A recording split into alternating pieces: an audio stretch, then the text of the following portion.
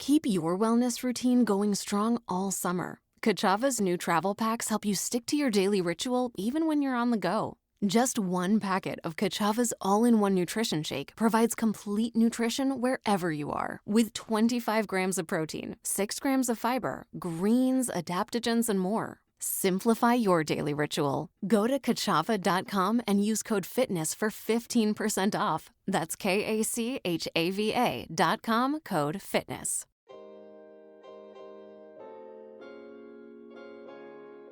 Let's go, rock stars. I've opened up a small beta for the Mental Fitness Blueprint, a personalized 90-day guide for working with your mind instead of fighting against it.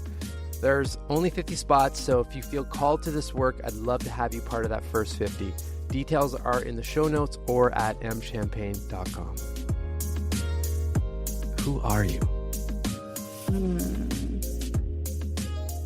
It's funny. I went through a similar exercise when I was preparing for a speaking opportunity, and the person I was speaking with was Indigenous to the land that they live on, and they were talking about how in introductions, it's not about what you do, it's about how you are in relation to your community. And so that's where my mind always goes. Ever since then, I've just been like, well, I'm a sister. Yeah. I'm a middle child. I'm an only daughter. I'm between two brothers. But then in terms of like how I would define myself, I would say I definitely relate to being a healer. Okay. But not like a healer of other people. It's sort of like my own healing work. And then if people want to join me on that journey, they're welcome. Yeah. And a community builder. Maybe. Where did the healing first show up in your life? Were you surrounded by that growing up, or like what was your intro to that kind of work? It's such a great question, and I think it kind of was always there. I definitely was born highly sensitive, meaning like super attuned to the world around me, and so paying close attention to everything and having a lot of feelings, big feelings about everything around me. And so then in order to participate in the world and make friends and be a good family member, learning how to articulate those feelings was a really important part of growing up. I always wanted to be understood. I think a lot of us, maybe all of us, feel that way. And I think maybe it took a little bit of extra work and energy to try to be understood because I was having maybe a slightly different experience than a lot of at least my family of origin. I do think my mom, though, was really helpful. She is very spiritually connected. Both my parents had experienced significant loss when they were younger. And so I think even the family mythology of like loss and navigating loss made me feel like from the beginning, I was sort of straddling this world of people who are here right now and people who were here before and are now present in different ways, not physically. Wow. And how does this all kind of interweave with what you do day in, day out? What's the official title? Is it head of HR for Ticketmaster or head of people? Director of Human Resources. Okay.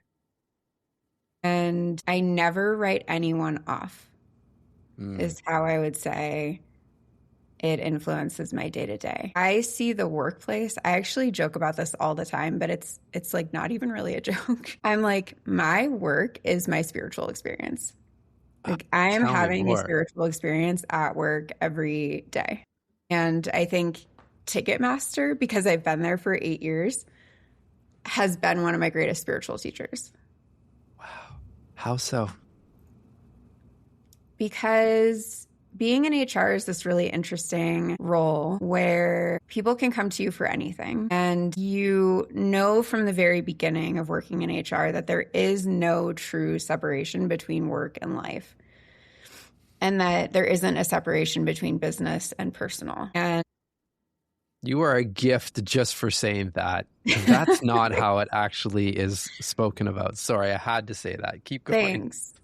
I wish we acknowledged it more.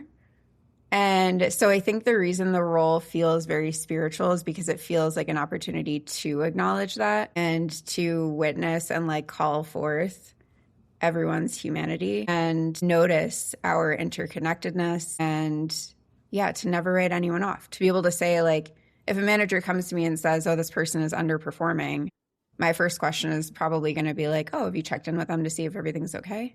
Like, when did this change? Has it always been this way? And then that leads oftentimes into some very deep conversations and some very personal experiences and connections. And that feels spiritual to me. So as I was preparing for this, I wrote this line down that, and I'm curious to see, I feel like you're kind of validating it, but I wrote almost like you were put here in some way to embed humanity into massive systems and companies. Yes. Without breaking the system, but it's almost like you have to be a bit of like an orchestrator and strategist to do that, because I couldn't agree more with you. It feels, like our spiritual world and our tools and our practices and that whole piece of it, like it's all intertwined, but it still feels like that's over here and work and performance and stuff's kind of over there. And then every now and then people kind of in secret talk about how they're linked, but it's still almost we're part of the reason for the show, obviously, is to try to make that less secret, but it still seems to be kind of like the norm or the operating flow around like, yeah, on the weekend I went and did this retreat or I had this experience but it's like this thing way over here. Like you realize when our minds are not functioning and they're overwhelmed and, our body and all of that is just not in a great place, like that affects everything, of course. Yeah. Right. Like, so they have to be there. It's all one system. Right. And I think I so appreciate you saying that, because I do feel that more and more. Like, I feel like if I have like a purpose, or I guess where I find the most meaning in my work is being that person who can help bridge. I think the worlds are the same, but like bridge the spiritual and the corporate, or the human and the corporate. One of the ways that I found it's quickest for me to do that is by sort of offering myself up in these corporate settings. And so I'll always go first. Yeah. With sharing the vulnerable story. And what I've found, and I think why I feel so close to so many of my coworkers, is because the moment you create that space, everyone will meet you there. Yes. And it's so interesting because I see this on, whether it's, whether I'm at a offsite or some sort of team activation.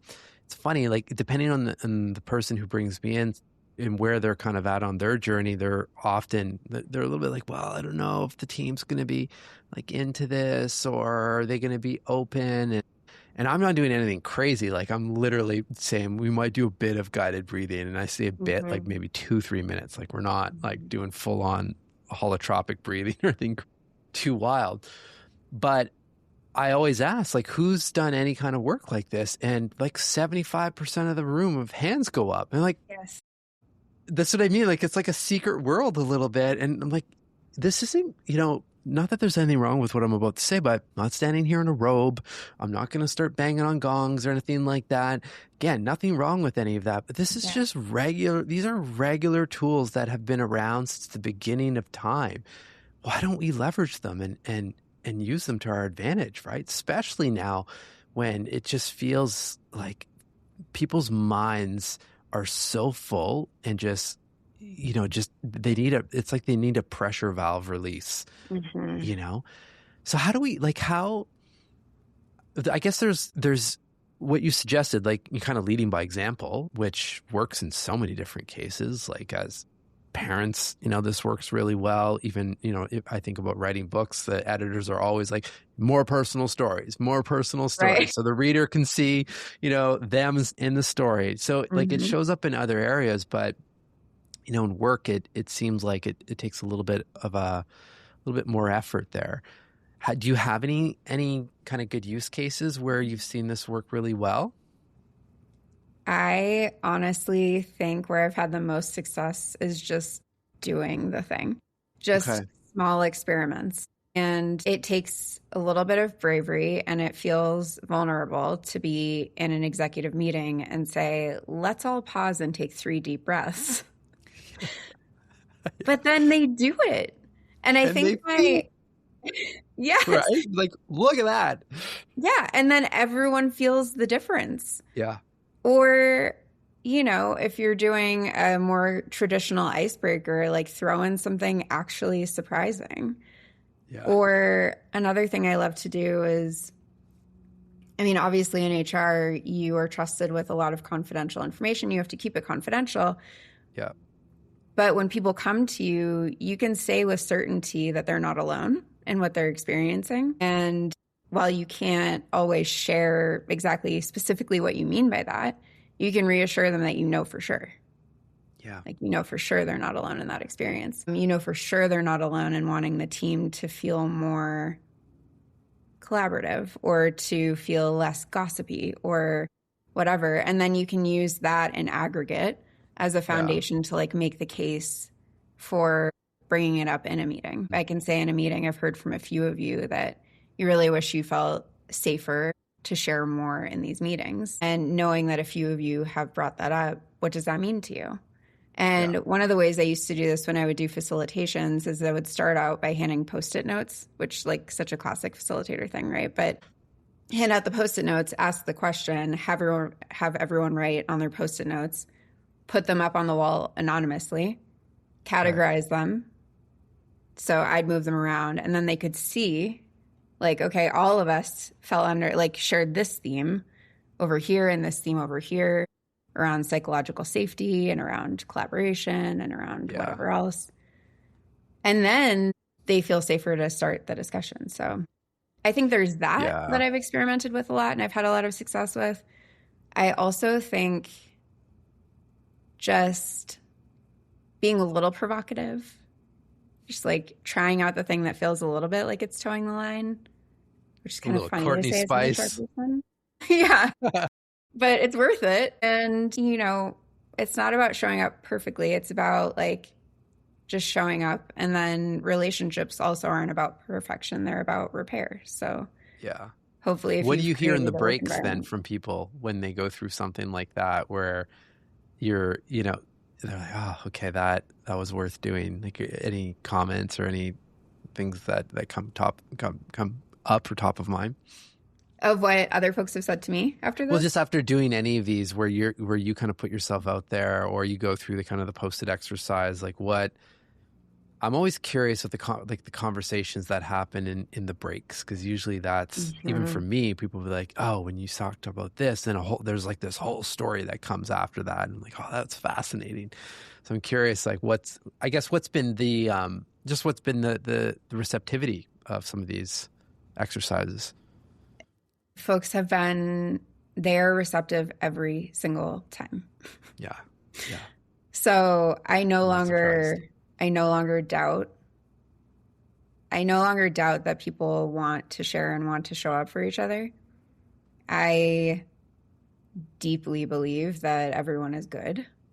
And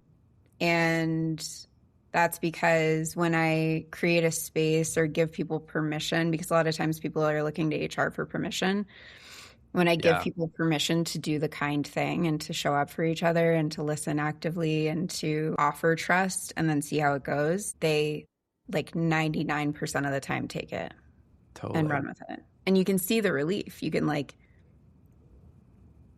I think what I wish for everyone at work and everywhere is a sense of relief and humor and connection. And those are probably the 3 biggest effects that I've like personally witnessed when I've run meetings like that. And it doesn't, like, what I love about what you're saying is that can happen pretty quickly. It's almost immediate. Once, like you said, once you give the permission and then all of a sudden you feel it. It's even, I remember I'll often leave the question for people, and sometimes these are big audience, and sometimes they're smaller kind of boardroom style, like maybe 8 to 10 people, but just to think about one word that accurately has described your mind over the last 3 or 4 days, and everyone just goes for it, honestly. You know, and then all of a sudden, and you kind of, I guess why I'm sharing that is that I resonate with what you said, that you can feel the room just like, oh, it's not just me. And the follow-up to that is, let's not judge the check-in. It's just data. It's just information. It's just the current state that you're feeling right now, because most of those words are, scattered, overwhelmed, at capacity, stress and so forth, which also there's a lot going on in the world. I mean, that's kind of understandable. So let's just acknowledge that's what's going on, and then we can make some other decisions and support each other, right? Yes. Create an opportunity for people to say, what's in the room with us today? Like, what's coming into the room with us today? What have we created in the room today? What else is here? I haven't read your other book yet, but you remember you said it was about powerful questions, which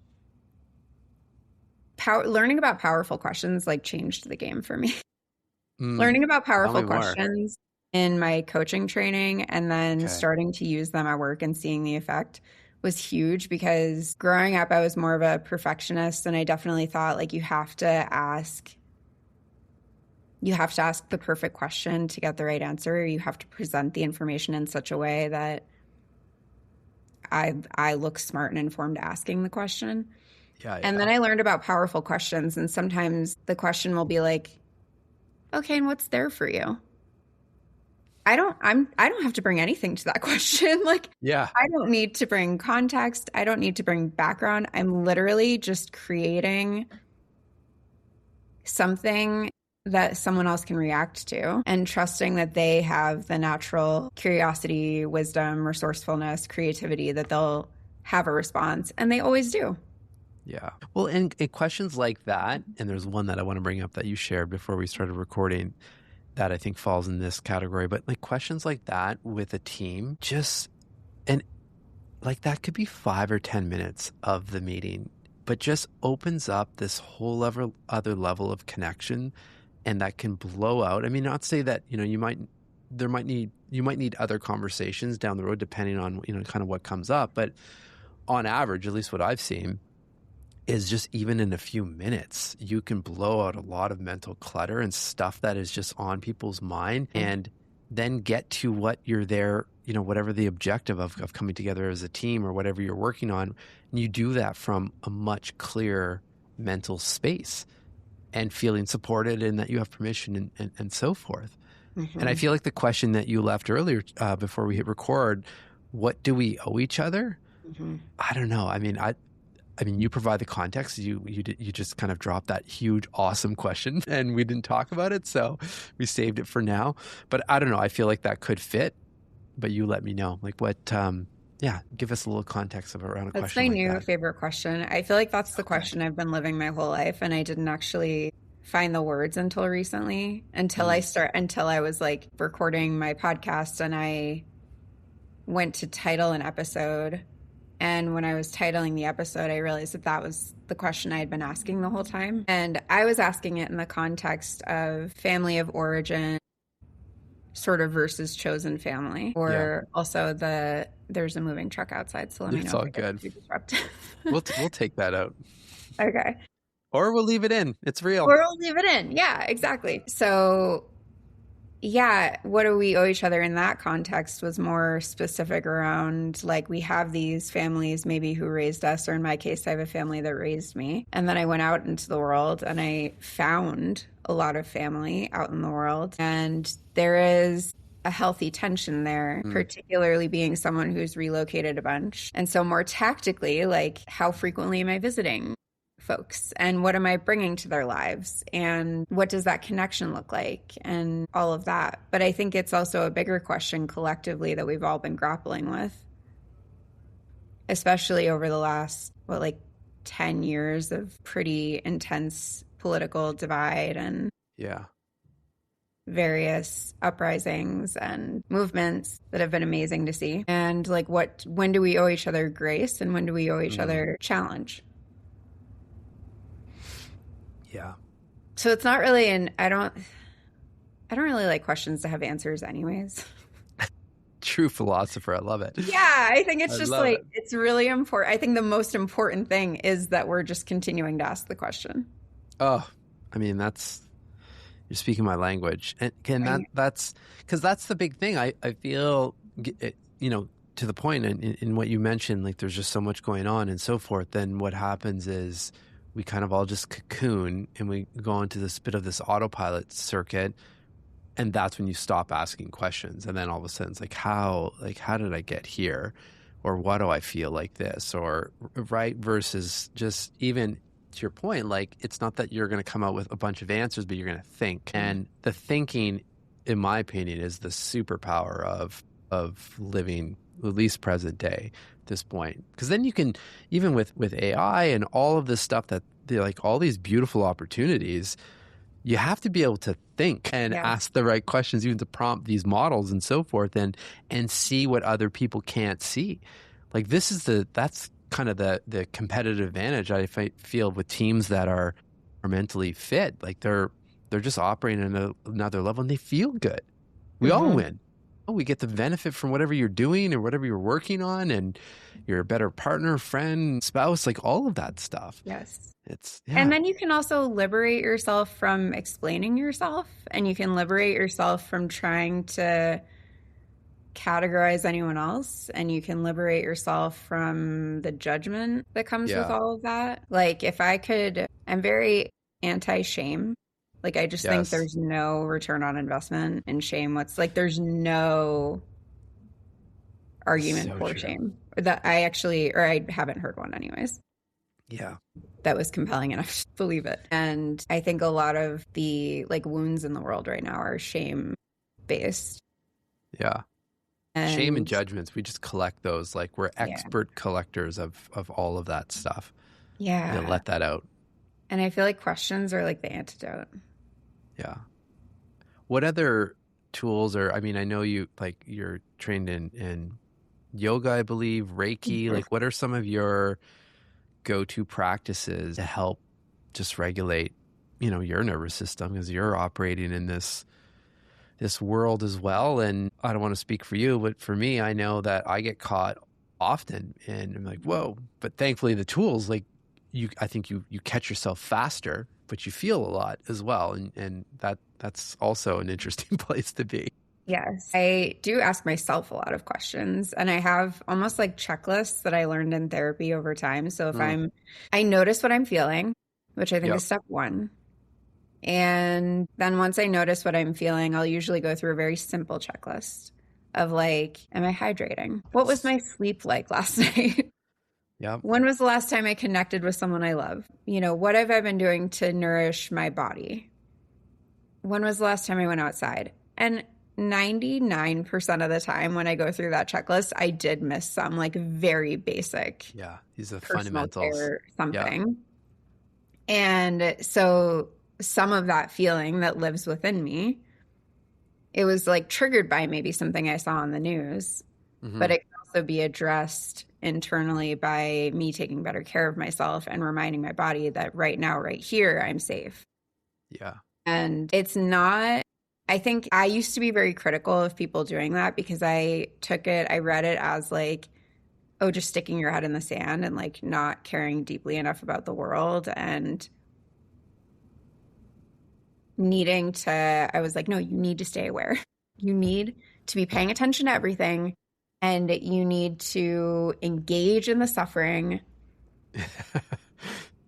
And now I think I just hold it much differently because I've realized that I'm sort of useless when I'm just in a posture of suffering. Yeah, for sure. And not that we have to be useful all the time, but if the goal is to be useful and be able to show up for people, it's okay, well, then I need to be healthy. So, well, and you deserve to feel healthy and be healthy, the first and foremost. Totally. And while I am trained, I went through 200-hour yoga teacher training, and I went through Reiki certification, and I am a sound healer. I apprenticed with a sound healer. I almost feel like I did all of those things so that I could come out the other side and demystify all of it and say, you do not need to go through the certification. All of those experiences were pointing me back to my own natural bodily needs and spiritual needs. And yoga I mean, we mostly know it for the physical practice, but it's also meditation. It's also non-grasping. It's also, it's just like a way of living. Yeah. And similar with Reiki, it's the power in Reiki is the power of self-attunement, which is just being able to be aware of what's here. And like, honestly, when you were saying what, I think in your question, you said something about like what's works for you, what keeps you grounded. What I'm doing right now with my hands. Yeah. Hands are just over Courtney's heart right now. For Is those the listening. most powerful tool for me personally to get myself back to being grounded. So do you use that in what I would describe what you were going through before when you're activated, kind of like a reset protocol? So is it you put your hands on your heart and breathe and just kind of be? Or is there something else that you're going through as you do that? I think usually when I do I like the reset protocol. When I go through my checklist, if I do find something that I can quickly solve, like hydrating or eating, I will prioritize that. But what I find is when I do this is almost like I can do this in a moment of urgency if I feel like I need it. Yeah. And I don't need to think about breathing because when I do this, I immediately go into deeper breathing. Yes. Like I just feel more grounded. I feel calmer having my hands over heart center. Yeah. There's just something really comforting about it. I love that. And I love I'm just such a fan of simplicity because then we can, like, there's no excuse for us not to try that. Or I shouldn't say excuse, but we don't have to sit in this like mental torture that often we're in from an email or something that was said or something that you feel like you didn't say or handle properly. And then we just kind of like try to push through that scenario versus just doing exactly what you suggested and putting your hands over your heart. Or for me, I'm really trying to just literally take a breath, just, slowly and consciously. And like, wow, that feels nice, Totally. And so she's these small things that just can reset you. And then you start to win like the seconds of the day and you make different decisions. And we all win again. We win first, but then everyone else wins in those scenarios. Totally. Yeah, I agree. It's the wisdom of the body. And then I like to think about the wisdom of the collective body. Ooh, tell me a little bit more. Well, I think about, the wisdom inherent in our bodies, knowing what they need and signaling to us when something's off and signaling sort of what they need. And if we can pay attention to that and address it or do something.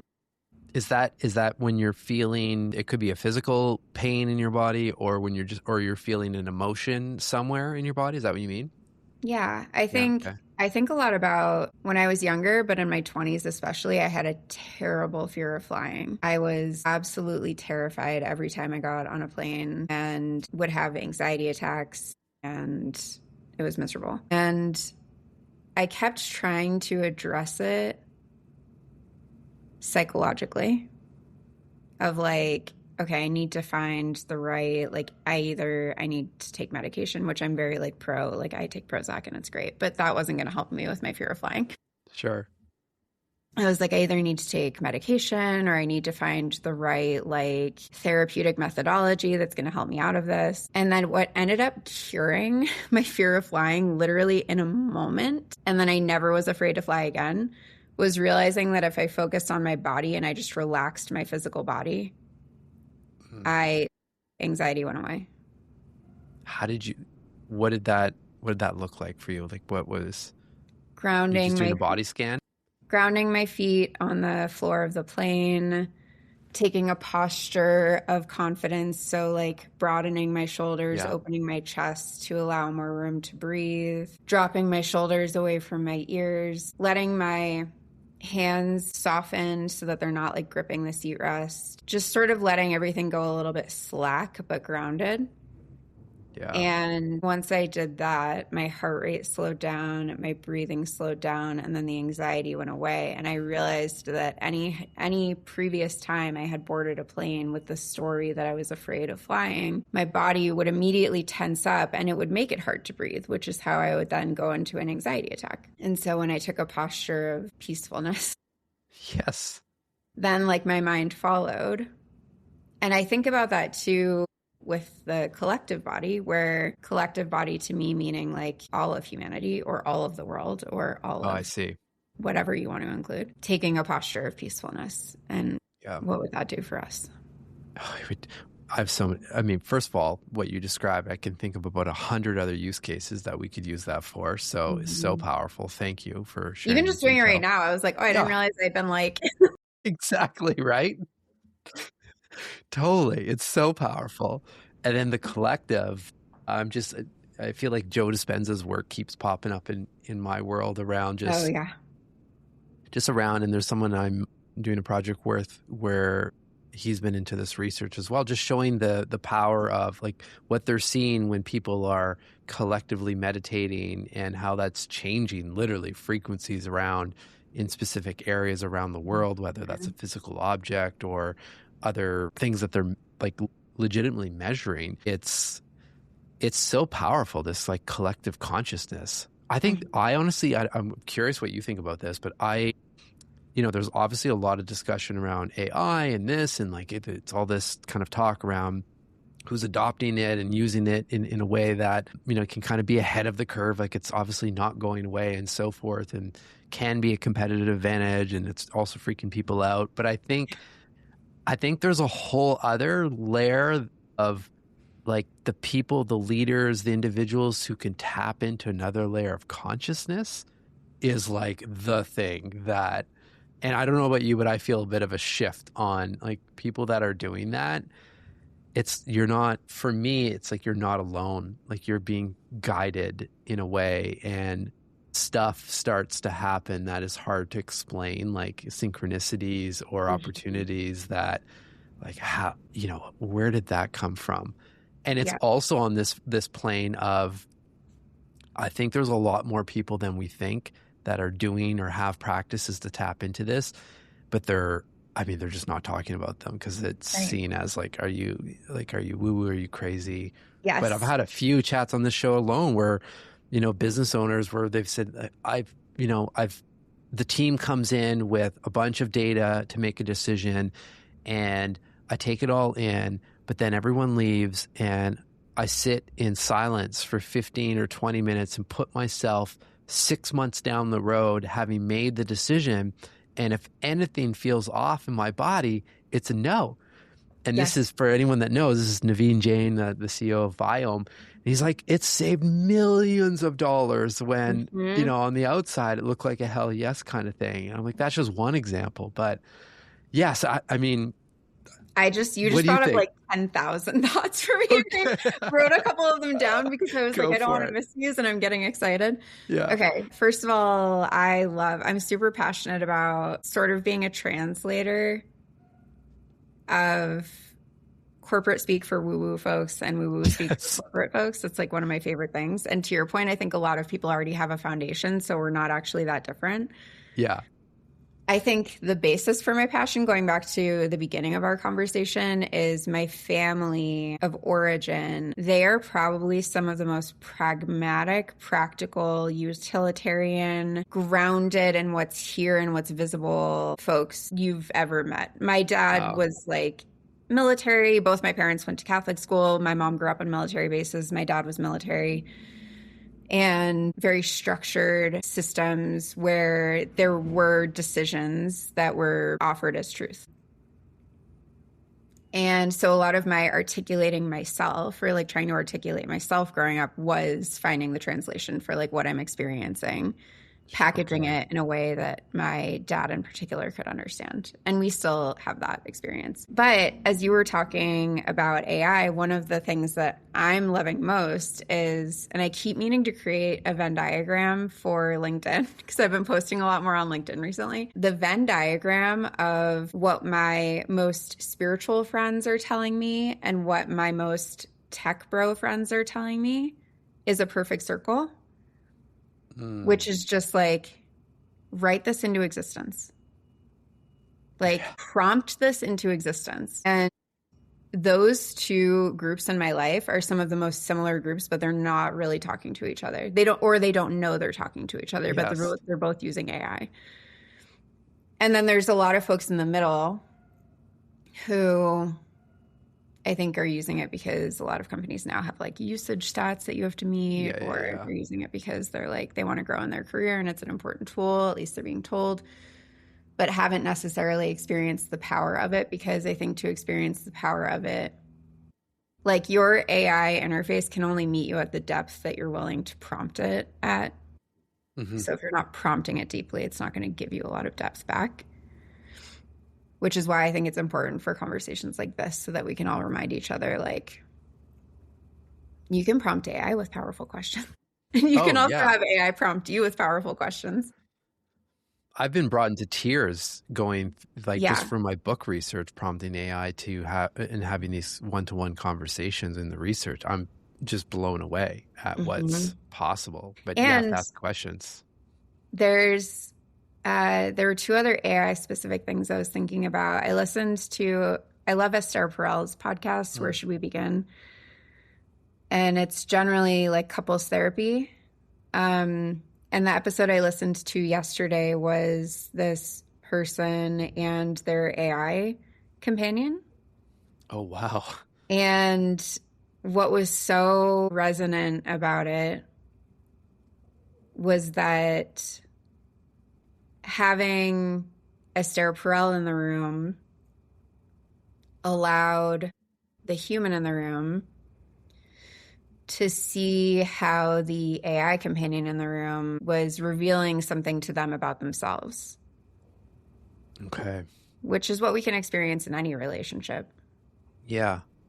I'm going to have to listen. Is that a recent episode? Yeah, I think it came out yesterday. Okay. Wow. That's powerful. Mm-hmm. Because immediately, as soon as you said that, I'm thinking, I mean, there's so many people judging that scenario. And I imagine that the conversation that she's having is just from a completely different lens, like to what you're saying, right? What you're learning from that and so forth.